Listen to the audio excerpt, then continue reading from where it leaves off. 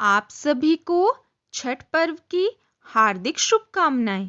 पौराणिक मान्यता के अनुसार राजा प्रियव्रत और उनकी पत्नी मालिनी संतान सुख से वंचित थे। इस बात से राजा रानी काफी दुखी रहते थे। एक दिन उन्होंने संतान प्राप्ति के लिए महर्षि कश्यप से पुत्रेष्टि यज्ञ करवाया। महर्षि ने यज्ञ संपन्न करने के बाद मालिनी को खीर दी।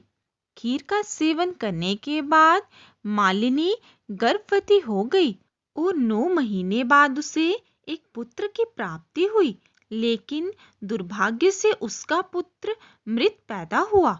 ये देखकर राजा रानी बहुत दुखी हो गए और निराशा की वजह से राजा ने आत्महत्या करने का मन बना लिया।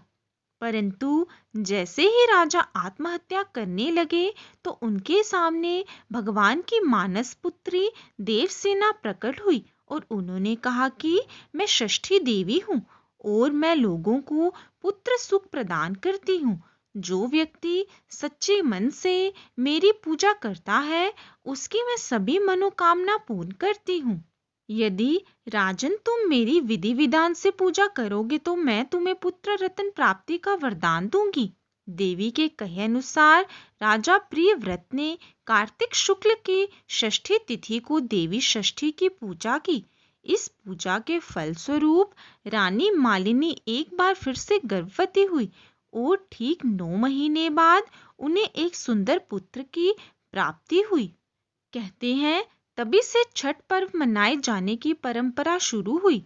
इस पर्व से जुड़ी एक और कथा है जिसके अनुसार महाभारत काल में जब जुए में पांडव अपना सारा राजपाट हार गए थे, तब द्रौपदी ने छठ व्रत रखा था। द्रौपदी के व्रत से प्रसन्न होकर षष्ठी देवी ने पांडवों को उनका राजपाट वापस दिला दिया था।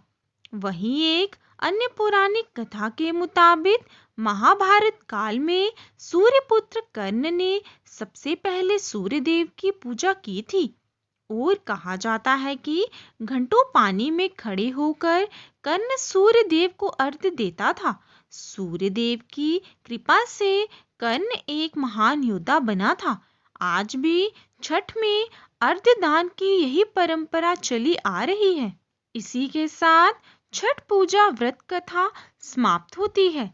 कथा अच्छी लगी हो तो चैनल को सब्सक्राइब करना और वीडियो को लाइक करना ना भूलें।